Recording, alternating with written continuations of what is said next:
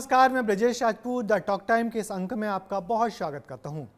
इस talk time में हम आपको हर हफ्ते किसी मल्टी फेस्ड पर्सनालिटी से मिलवाते हैं। इस बार भी हमारी जो शख्सियत है बहुत खास है, वो हैं पंकज दुबे। पंकज दुबे के बारे में क्या कहें, वो एक साथ बहुत सारे काम करते हैं। पंकज दुबे रेडियो के पत्रकार थे, पंकज दुबे टीवी के पत्रकार थे, पंकज दुबे नॉवेलिस्ट हैं, पंकज दुबे फिल्म डायरेक्ट कर रहे हैं, पंकज दुबे पॉडकास्ट करते हैं और भी बहुत कुछ क्या क्या कर रहे हैं पंकज दुबे। हम पंकज दुबे से ही रूबरू होते हैं। पंकज जी, आपका बहुत बहुत स्वागत है द टॉक टाइम। बहुत शुक्रिया एक तो मुझे यहाँ बुलाने के लिए जी। तो हम कैसे शुरुआत करें आपसे कि मैंने आपका जो हमने देखा है कि आप बिहार के झारखंड के रहने वाले थे, दिल्ली आए, दिल्ली से फिर लंदन गए, फिर आप फिर दिल्ली लौटे, फिर कुछ दिन टीवी पत्रकारिता की और फिर अब लगातार लेखन में सक्रिय हैं जी। तो कैसे देखते हैं आप इस जर्नी को? किस चीज़ की तलाश थी आपको? दरअसल मैं कुछ ढूंढ नहीं रहा, मैं इस यात्रा को, इस सफ़र को एंजॉय कर रहा हूँ। और शुरू से शुरू करें अगर तो ये शुरुआत चाईबासा, जहाँ मैं बड़ा हो रहा था, झारखंड के एक स्मॉल टाउन में, वहीं से शुरुआत हो गई थी। और हमेशा से मैंने पाया कि जो सपने हैं वही अपनी इमेजिनेशन को इग्नाइट करते हैं। तो कल्पनाशीलता के लिए मैं हमेशा अग्रसर रहा और मैं हर तरह के ज्ञान से भागता था, क्योंकि उसमें बहुत शुरू में बचपन में पढ़ने से भी भागता था और मैं बहाने बनाता था कि ज़्यादा पढ़ने से मेरी मौलिकता ख़राब हो जाएगी। और कल्पनाशीलता के पीछे, तो कल्पनाशीलता के अभ्यास में सपने बुनता गया, सपने बढ़ते गए। और ये जो जादू है छोटे शहरों का, उसका असर था कि मैं चाईबासा से रांची, रांची से दिल्ली, दिल्ली से कॉवेंट्री, कॉवेंट्री से लंदन, फिर वापस दिल्ली और अब मुंबई में। ये जो सफ़र है उसे खूब एंजॉय करता हूँ। और जितने काम का नाम आपने लिया, सबको एक अम्ब्रेला के नीचे रखा, स्टोरी टेलिंग। वाह वाह, क्या बात है। तो जो स्टोरी टेलिंग है, जो कई फॉर्म में है जी, आपने कई नॉवेल्स लिखे हैं, तो नॉवेल्स क्या क्या फॉर्मेट रहा है या क्या आपके नॉवेल्स के टॉपिक्स रहे हैं पेंगुइन से प्रकाशित हुए? जी जी जी, तो अब तक 10 टाइटल्स मेरे पेंगुइन से प्रकाशित हैं। मैं बाइलिंगुअल हूँ, 2 भाषाओं में लिखता हूँ, अंग्रेज़ी और हिंदी दोनों में। क्या बात है। और अनुदित नहीं होती कहानियाँ, कहानी एक होती है लेकिन ओरिजिनल राइटिंग होती है, क्योंकि मेरा मानना है कि दोनों भाषाओं के जो पाठक हैं उनका सेंस ऑफ ह्यूमर भी अलग है और सेंस ऑफ र्यूमर भी अलग है। तो उनको उनके हिसाब से अगर दी जाए उनके लिए सामग्री, तो वो बेटर है। तो मैं दोनों भाषाओं में, जब ये पेशकश हुई पेंगुइन से, सन 2012 की बात है, और 13 में पहली किताब आई। जब मैं एक बोलता हूँ तो 2 आ जाती हैं, क्योंकि 2 भाषाओं में होती हैं। तो तब से ही ये शुरुआत हुई और किताबें अच्छा करने लगीं। तो ये हुआ कि भाई आप बाइलिंगुअलिज्म को ही एक आइडेंटिटी बनाओ और उसमें बढ़ो, क्योंकि पाठक दोनों वर्गों में होते चले गए। जॉनर मेरा अब तक रोमांस का रहा है। प्रेम कहानियों के माध्यम से मैं उसके अंडर करेंट में सोशल, कल्चरल, पॉलिटिकल बातें भी करता हूँ, क्योंकि मेरा मानना है कुछ भी आइसोलेशन में नहीं होता। प्रेम कहानी है, लव स्टोरी है, तो सिर्फ लव नहीं है उसमें, उसके पीछे पॉलिटिक्स भी है, सोसाइटी भी है, कल्चर भी है। वैसे अगर आप क्राइम स्टोरीज पढ़ेंगे तो उसके पीछे हो सकता है कहीं प्रेम है, बिल्कुल, कहीं बेवफाई है, कुछ भी है। और प्रेम से फिर क्राइम होता है। हाँ बिल्कुल, मैंने कई तरीके सब कुछ आपस में बुना हुआ है। तो एक मेरा जॉनर रोमांस रहा है। आपने पत्रकारिता भी की है, टीवी पत्रकारिता की है, आज तक में काम किया है, बीबीसी में काम किया है। तो फिर पत्रकारिता से कैसे आप अचानक बाहर हो गए या आप चाह के बाहर हो गए? दरअसल पत्रकारिता से शुरुआत हुई और वहाँ पे मुझे बहुत सारी कहानियाँ मिलती ही थीं। और धीरे धीरे मैंने पाया अपने अंदर स्टोरी टेलिंग की दिलचस्पी को आइडेंटिफाई किया, जो संभव था इन वास्तविक कहानियों को कुछ हद तक फिक्शनलाइज करके, कुछ उसमें और कल्पनाशीलता डालकर दूसरे फिक्शनल फॉर्म में बाहर लाना। तो पत्रकारिता करने के बाद मुझे धीरे धीरे लगने लगा कि मैं पत्रकारिता नहीं, पत्रकारिता की नौकरी कर रहा हूँ, क्योंकि वहाँ पे एक इतना अच्छा सिस्टम बना हुआ है। सभी चैनलों में अमूमन सिस्टम्स इतने अच्छे हैं कि वहाँ आपके इंटेलेक्चुअल इनपुट या क्रिएटिव इनपुट की आवश्यकता नहीं है। वहाँ पे एक 10वीं का 12वीं का बच्चा भी आएगा, उसको बता दिया जाएगा ये चीज़ें करनी है, उसको करनी है और वही रिजल्ट्स वही आएंगे। तो जिस स्टेज पे पहुँच के आपसे क्रिएटिव और इंटेलेक्चुअल इनपुट्स लिए जाएंगे, वो यात्रा बहुत ज़्यादा 2 दशक बाद आनी थी। और मुझ में एक छटपटाहट थी अपनी कहानियों को सुनाने की। तो मुझे लगा मैं एक सिस्टम में रहना नहीं पसंद करूँगा, क्योंकि ये मन में बात होती तो मैं सरकारी नौकरियों में, सिविल सर्विसेज वगैरह की कोशिश करता। लेकिन जब मैंने आज़ादी को चुना, खुशी के साथ चुना, तो मुझे लगा नहीं, ये भी एक जो है स्ट्रक्चर में बंध जाने जैसी बात है। तो ये पोस्ट मॉडर्निज्म के दौर में मुझे लगा कि पोस्ट स्ट्रक्चरलिज्म के दौर में कि क्यों ना मैं फ्रीलांस मोड में आऊँ और अपनी कहानियों को बदलूँ और इस वर्क प्लेस को बदलूँ, शहरों को बदलूँ। तो इस तरह से मुझे बहुत ज़्यादा आनंद की अनुभूति होती है। आपने बताया कि आपने फिल्म फेस्टिवल्स किए हैं। जी जी। और बच्चों के लिए फिल्म फेस्टिवल्स किए हैं, तो पत्रकारिता से फिल्मों की तरफ कैसे रुझान गया आपका? वो बेसिक है नॉन फिक्शन से फिक्शन की ओर आना। जब एक बार मैंने, तब मैं आज तक में था, और जब ये तय किया कि अब मुझे फिक्शन करना है, दिल्ली के दिनों की बात है, तो सवाल था कि मुंबई जाना है स्टोरी टेलिंग और फिक्शन की प्रैक्टिस के लिए। तब ये था कि मुंबई में मैं बहुत लोगों को जानता था, लेकिन मुझे कोई नहीं जानता था। तो मुझे लगा क्यों ना मैं कुछ ऐसा करूं जिसमें बहुत सारी फिल्में देखने का मौका भी मिले और फिल्म बनाने वाले लोगों से भी मिलना हो सके। लेकिन सवाल ये था कि मुझे फिल्म फेस्टिवल्स क्यूरेट करने का काम कैसे मिलेगा, क्योंकि मैंने ये पहले किया नहीं था। बिल्कुल। तो मैंने देश का पहला स्ट्रीट फिल्म फेस्टिवल बच्चों के लिए झुग्गियों और गाँव में शुरू किया। यानी आप वहाँ झुग्गी बस्ती में जाते थे, वहाँ फिल्में दिखाते थे? जी, उसका नाम है सड़क छाप फिल्म फेस्टिवल। अच्छा, सड़क तो छाप। जी, तो मेरा एक अपना चैरिटेबल एक NGO था अपना, उसका टाइप हमने children film society of India के साथ किया। वहाँ से बच्चों की फिल्में प्रोक्योर की, प्रोजेक्टर्स किए, कुछ फल वालों से मिला कि भाई आप लोग बच्चों के लिए फल दे दो। और मैं बच्चों को बोलता था कि पहले फल खाओ फिर कर्म करना। अच्छा, फिर फिल्म देखना। हाँ, और कर्म है फिल्म देखना, और फिर वर्कशॉप्स करते थे। तो झुग्गियों में जाके बच्चों की अच्छी फिल्में जो CFSI ने बनवाई हुई हैं उनके आर्काइव्स में, वो फिल्में लेके हम लोग करते थे। तो दिल्ली में नई सीमापुरी बस्ती, उसी सिलसिले में मुंबई आया पहली बार सॉरी, उसी सिलसिले में मुंबई आया पहली बार, और धारावी में वो हुआ। और ये वो टाइम था जब स्लम डॉग मिलियनेयर को ऑस्कर्स मिला था। तो उसमें काम करने वाली बच्ची जो थी रुबीना अली, उसको इनवाइट करके ले आया। ताकि मीडिया, क्योंकि मीडिया का पता था कि जब तक कोई बड़ा सेलिब्रिटी नहीं आएगा वो मुझे छापेंगे नहीं। बिल्कुल। सेलिब्रिटी आने के बाद उनको आइडिया बड़ा लगने लगा। और फिर ये बात फैलती चली गई। फिर मैं बैंगलोर, चेन्नई, पटना, रांची, कई स्थानों पे मैंने सड़क छाप फिल्म फेस्टिवल्स किए, जो बहुत सराही गई। उसके लिए मुझे youth icon award for social entrepreneurship भी मिला, 2010 की बात है। और कॉरपोरेट्स आने लगे कि अब आप हमारे लिए करवाओ, क्यूरेट करो, प्रोग्राम करो फिल्म फेस्टिवल। तो मैंने एक प्रवासी फिल्म फेस्टिवल करवाया। प्रवासी टुडे एक पत्रिका थी उनके लिए, इंडिया हैबिटेट सेंटर में दिल्ली में। 36 देशों ने भाग लिया पूरी दुनिया से, और उससे बात बढ़ी। फिर बाद में जागरण का हुआ, वहाँ की शुरुआत। वहाँ से होते होते आप फिल्म डायरेक्ट करने भी जा रहे हैं? जी, अब तो वहाँ 50 मैंने कर लिए दिल्ली रहते हुए फेस्टिवल्स, और फेस्टिवल पुरुष बनना नहीं था। तो मैंने फिर शहर बदला और मैं मुंबई आ गया कि अब काफ़ी फिल्में भी देख चुका, लोगों से भी मिल चुका। तो मैं 2012 में मुंबई आ गया। फिर वहाँ कई फिल्म मेकर फ्रेंड्स बन चुके थे। मैंने बात की राजकुमार गुप्ता ने उससे पहले बनाई थी नो वन किल जेसिका, जिनकी आजकल रेड 2 चल रही है काफ़ी। तो उनसे मैंने रिक्वेस्ट किया कि मुझे आप AD वगैरह कुछ असिस्टेंट डायरेक्टर बना लें। तो उन्होंने बोला नहीं, आप काफ़ी काम करके आए हैं, तो एक पोजीशन है मेरी आने वाली फिल्म में स्क्रिप्ट सुपरवाइज़र की। अच्छा। घनचक्कर बना रहे थे वो। हाँ। विद्या बालन और इमरान हाशमी के साथ। तो उसमें मुझे काम मिला, और डिज्नी UTV की फिल्म थी, तो बहुत कुछ सीखने का मौका था। तो स्क्रिप्ट सुपरवाइज़र ये क्या काम होता है?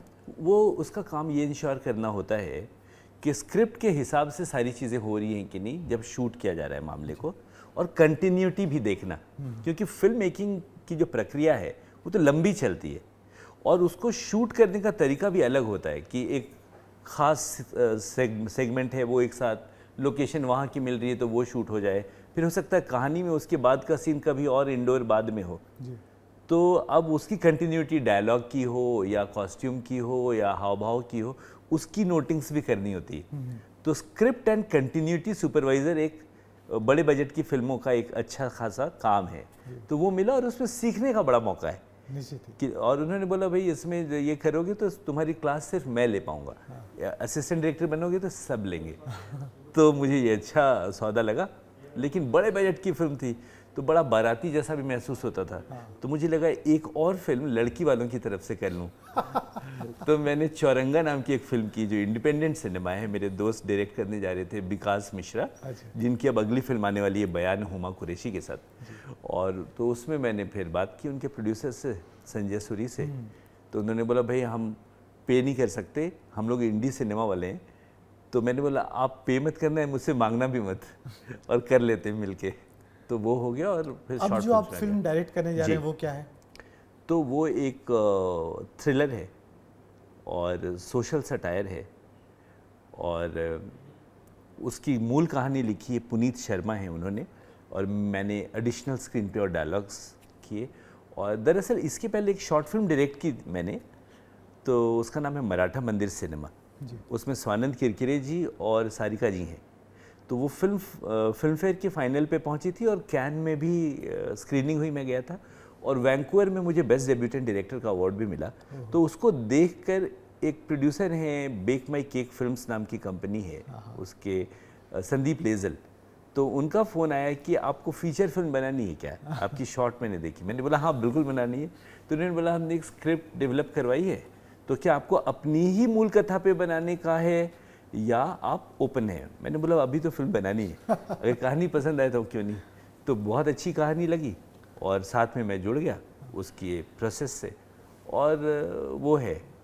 तो अच्छा, जैसे फिल्म के अलावा बात करना, आप अपने आप को एक स्टोरी टेलर मानते हैं जी, मगर हम जो कुछ अब जान पाए हैं स्टोरी टेलर, जैसे अब स्टोरी टेलर तो बहुत सारे फॉर्म तो होते ही हैं। हम जो टीवी में कहानी बताते हैं न्यूज़ स्टोरी कहते हैं उसको, और बाकी जो कहानियाँ हैं वो तो हो ही।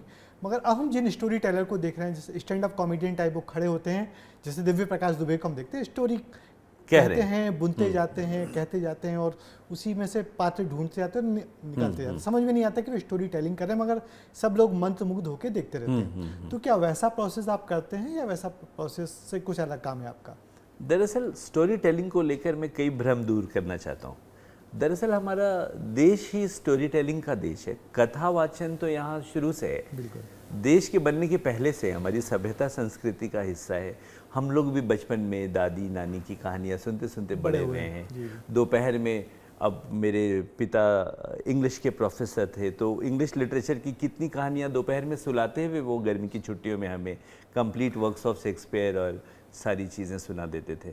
जैसे हम में से भाइयों में से किसी का नहाने का मन जाड़े में नहीं करता था, तो वो कुछ अंग्रेजी साहित्य से उदाहरण ले आते थे कि लुक एट माई फादर, वो बोलते थे, he never had a bath in his life yet he survived for 98, the healthiest man of Bulgaria. तो वो कहीं से एक उदाहरण ले आते थे और रिडिक्यूल करते थे कि ये जाके नहा के आ जाए।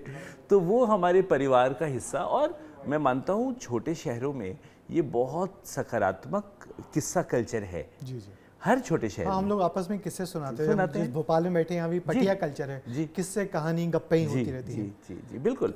और फिर बतौलेबाजी। अभी हाल में मेरा जो पॉडकास्ट है स्मॉल टाउन्स बिग स्टोरीज, उसमें स्वानंद किरकिरे जी आए थे, तो उन्होंने भोपाल का एक किस्सा सुनाया कि किसी टांगे वाले के साथ आप बैठोगे और अगर आपने बोल दिया कि भैया जल्दी चलो पहुंचना है, तो टांगे वाला माइंड कर जाएगा और वो घोड़े से बात करने लगेगा कि बहुत बड़े साहब बैठे, जल्दी चल।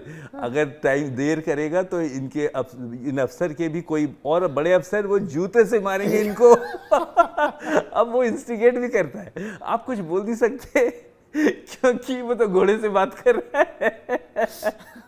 तो ये जो बतौलेबाजी है, ये जो किस्सा गोई है, ये जो दास्तान गोई है, ये जो कहानी है, ये तो हमारी संस्कृति का हिस्सा है।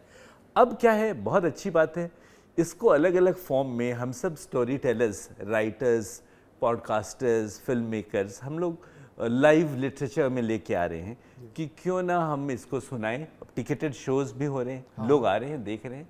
तो सब कुछ वही है, वही गुण वही काम, केवल बदला है नाम। अब जो है वही बिना का ही सिवा का, लेकिन किस्से वही हैं। और मैं बोलता हूँ किसी भी फॉर्म में आप ले आइए। एक छोटी सी कहानी आपको इस बात पे सुनाता हूँ। एक बार एक स्कूल के सामने एक गुब्बारे वाला ढेर सारे गुब्बारे बेच रहा था, और वो बता रहा था ये देखिए लाल वाला उड़ गया, ये देखो बैंगनी उड़ा। तो एक बच्चे ने बोला कि वो काला वाला भी उड़ेगा क्या? तो बोला बिल्कुल उड़ेगा, यहाँ इनका जो रंग है वो निर्धारित नहीं कर रहा है, इसके अंदर जो गैस है वो है हाइड्रोजन, जो हवा से हल्की है, वो उड़ा रही है। तो इसलिए content matters not the colour. बिल्कुल। तो इसलिए पैकेजिंग कुछ भी कर लें, तो भाई जो जिस फॉर्म में खरीदने को तैयार है अगर मेरा कंज्यूमर, मैं उस फॉर्म में बेचूंगा ना। जी जी जी। पर बड़ी वजह मैं वही जानना चाह रहा हूँ आपसे, आपने तो बहुत उपन्यास लिखे हैं, समाज को देखा है, तो अचानक ये स्टोरी टेलिंग की सुनने की, माने सुनाने वाले तो कम है, सुनने वाले बहुत बड़ा वर्ग जी है, जी। तो उनमें ये भूख कैसे जागी है? या डिवाइस के चलते जागी है कि हम लोग मोबाइल पे पॉडकास्ट सुनते हैं, या टीवी के चलते जागी? ऐसी क्या मन में आई है, लोगों को क्या बदलाव आया है कि लोग किस्से, कहानी, पॉडकास्ट बहुत सुन रहे हैं? बहुत लोग मिलते हैं पॉडकास्ट करते हैं और कहते हैं मेरे इतने इतने मिलियन सब्सक्राइबर लोग मुझे सुनते हैं, तो ऐसी क्या भूख अचानक जागी है? दरअसल ये हमेशा से थी, लेकिन अब क्या हुआ, जो दूसरी विधाएं हैं, चाहे न्यूज़ चैनल्स हों काफ़ी हद तक, हाँ हाँ, पॉलिटिक्स हो, या समाज में निरंतर घटता धैर्य हो, इसने परेशान कर दिया आम आदमी को कि सनसनी खेज इतनी ज़्यादा हो गई है कि उनको ना ठहराव चाहिए, सुकून चाहिए, और उसके लिए किस्से चाहिए। और अगर वो किस्से उन फॉर्म्स में आपके मोबाइल तक पहुंच रहे हैं, तो डिस्ट्रीब्यूशन की समस्या भी खत्म हो गई। कोई लेटा हुआ कहानियाँ सुन रहा है, किसी को कोई कहानीकार पसंद आ रहा है तो उनको सुन रहा है, और आप देखते ही हैं जिस तरह की एल्गोरिदम होती है कि आप 2-4 वैसी चीज़ें आने लगती हैं, आप 4 सुनेंगे, 40 आएंगी, 400 आएंगी। तो मुझे लगता है समाज में घटता धैर्य, सनसनीखेजपन का बढ़ जाना, जी जी, और ये पूरे दुनिया में हो रहा है ये। हाँ, और इनफैक्ट अपने बड़े बड़े जो लोग हैं उनसे मोह भंग होना, राजनीति से मोह भंग होना, और बहुत सारे समाज में ऐसी चीज़ें हो रही हैं कि आप एक सपना लेके बड़े होते हैं, वो मिलता है तो लगता है इसके लिए मैंने ज़िंदगी लगा दी, क्योंकि ये तो ऐसा नहीं है जो मैं सोच रहा था। आप जो पॉडकास्ट करते हैं, small towns big stories, small town big story, छोटे शहरों की बड़ी बातें, जी, बड़ी। गुलजार साहब ने एक लाइन लिखी थी बंटी बबली फिल्म का जो गाना है कि छोटे छोटे शहरों से, खाली भोर दोपहरों से हम तो झोला उठा के चले। जी। तो इन झोला उठाने वालों की कहानियां होती हैं कि आपके उसमें जो छोटे छोटे शहरों के लोग होते बड़ा काम करते हैं? देखिए, झोला उठाने वालों की भी और उनकी भी जिनके पास झोले भी नहीं थे, जिनके पास सिर्फ अच्छी सोच, खूबसूरत सपना और दिल में जज्बा था, जिन्होंने सोचा कुछ कर दिखाएं, कुछ कर गुजरे, एक एस्पिरेशन के साथ छोटे शहरों से निकले और अपने डायनामिज्म को बढ़ाते गए, मेहनत करते गए और अच्छा करते गए। तो across the genre, across the fields के लोग आते हैं। कोई सेक्स एजुकेटर आ सकता है, कोई शेफ आ सकता है, कोई एक्टर आ सकता है, राइटर आ सकता है, पत्रकार आ सकता है, कोई भी।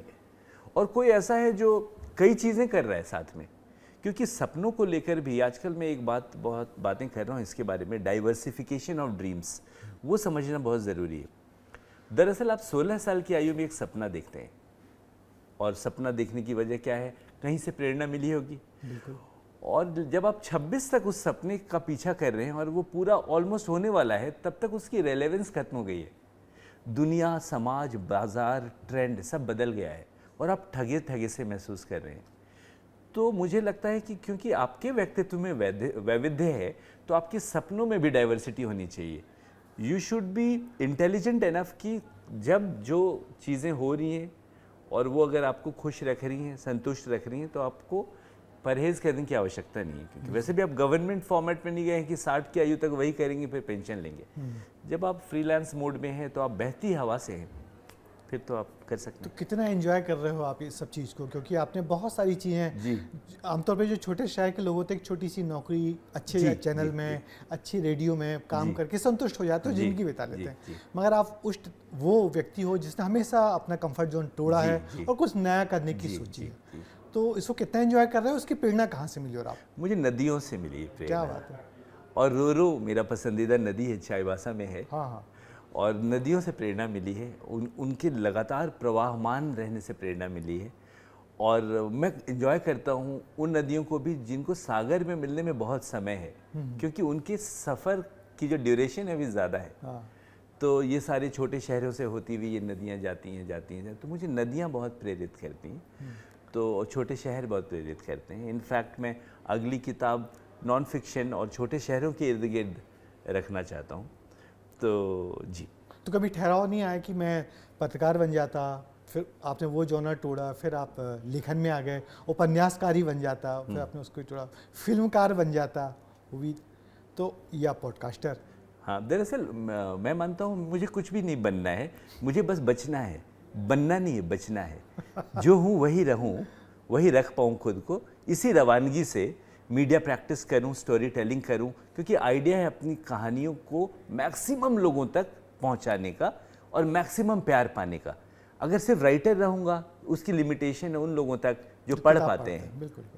लेकिन आप ऑडियो विजुअल फॉर्म में उन लोगों तक आप पहुँच सकते हैं जो पढ़ने का समय नहीं है या पढ़ नहीं पाते, देख सकते हैं। बिल्कुल। पॉडकास्टिंग से अब आप उस हिसाब से पहुंच जाते हैं लोगों तक। सिनेमा से अलग उसकी व्यापकता है। तो आइडिया वही है, अपनी कहानियों को मैक्सिमम लोगों तक पहुंचाना, मैक्सिमम प्यार पाना। उसके लिए ये सब तो कल को कोई और फॉर्म आ जाएगा। बिल्कुल बिल्कुल। और वो लोग, क्योंकि अब लोग बहुत लिख रहे हैं जी। आप फेसबुक पे देखो तो बहुत लोग लिख रहे हैं, और जगह जगह पे लोग लिख रहे हैं, बहुत सारे लोग पॉडकास्ट करने लगे, बहुत सारे लोग यूट्यूब के वीडियो बनाने लगे। जी, जी। तो उन सब के लिए आप क्या कहना चाहोगे कि वो अपना कंटेंट कैसे तलाशें, किस जॉनर में जाएं और कैसे उसको इम्प्रूव करें?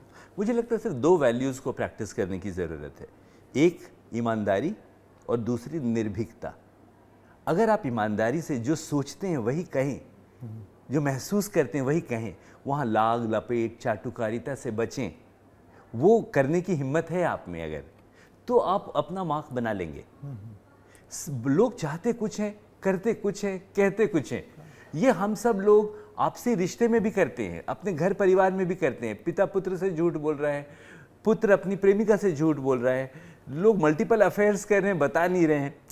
आइडिया है, करो वो अगर मन लगता है तो, लेकिन उसको अगर आप कहानी के फॉर्म में ऑनेस्टली और पूरी निर्भीकता के साथ ले आते हैं, तो आप अपना मार्क बना लेंगे, आपकी पहचान अलग बन जाएगी। क्योंकि जो बेसिक वैल्यूज़ हम लोगों को बचपन में सिखाई गई है, उसी की कमी हो गई है कि भाई सच बोलो, हिम्मत से काम लो। लोग डरे में, किसी को सरकार से कुछ चाहिए, किसी को विपक्ष से कुछ चाहिए, किसी को लाला जी से कुछ चाहिए, सबको कुछ चाहिए। वहाँ पे वो कॉम्प्रोमाइज़ हो जाते हैं और उसमें वो वनीला कंटेंट बना देते हैं जो कुछ क्रैक नहीं कर पाता। आपको डिसरप्ट करना होगा, उसके लिए आपको ऑनेस्ट होना होगा, आपको निर्भीक होना होगा अपने विचारों को लेकर और अपनी ख्वाबों को लेकर, उनको पूरा करने की कोशिशों को लेकर। हाँ, तो चलिए, आपने बहुत गंभीर बातें कही, बहुत अच्छी बातें कही, और हम इस पूरे इंटरव्यू को यहीं ख़त्म करते हैं इस बात के साथ कि आपने जो कहा है कि बनने के लिए बहुत ज़रूरी है कि निर्भीक बने, ईमानदार बने, और आप जिस चीज़ को कहना चाहते हैं उस चीज़ को उतनी स्पष्टवादिता के साथ कह पाएँ, तो फिर आप सब कोई ना कोई अपना मुकाम बना पाएंगे। मगर आपसे एक चीज़ और अच्छी लगी कि आप जिस तरीके से अपने बिना किसी फॉर्म के बहते जा रहे हैं, वो भी एक बहुत प्रेरणा देने वाला काम है कि ज़िंदगी को एंजॉय करना चाहिए, जो सामने आए उसको उस रूप में लेना चाहिए, और अपनी क्रिएटिविटी, अपना कहानीकार, अपना कथा कहने का आइडिया चलते रहना चाहिए। जी। तो पंकज जी, आप यहाँ आए, आपका बहुत बहुत शुक्रिया और बहुत बहुत आभार आपका। बहुत शुक्रिया आपका, आपने मुझे मौका दिया, और मैं इसी शर्त पे ये जाऊंगा यहाँ से कि अगली बार भी जब भोपाल आऊँगा तो आप फिर बुलाएंगे। जरूर, और आपसे फिर कहानियाँ और किस्से। जी बिल्कुल बिल्कुल बिल्कुल। तो ये थे पंकज दुबे, जिन्होंने बहुत सारी बातें हमसे की, बहुत अच्छी अच्छी बातें की, बहुत सारी ऐसी बातें की जो आम लोगों से सुनने को नहीं मिलती हैं, और समाज में जो बदलाव आ रहे हैं, खासकर लोग क्यों किस्से कहानी सुनना ज़्यादा पसंद करें, उस बारे में जितने विस्तार से कहा वो एकदम नई बात थी। तो अब मुझे दीजिए इजाज़त, अगली दफ़ा फिर आपसे मुलाकात होगी ऐसी ही किसी और अच्छी शख्सियत के साथ। नमस्कार। नमस्ते, थैंक यू।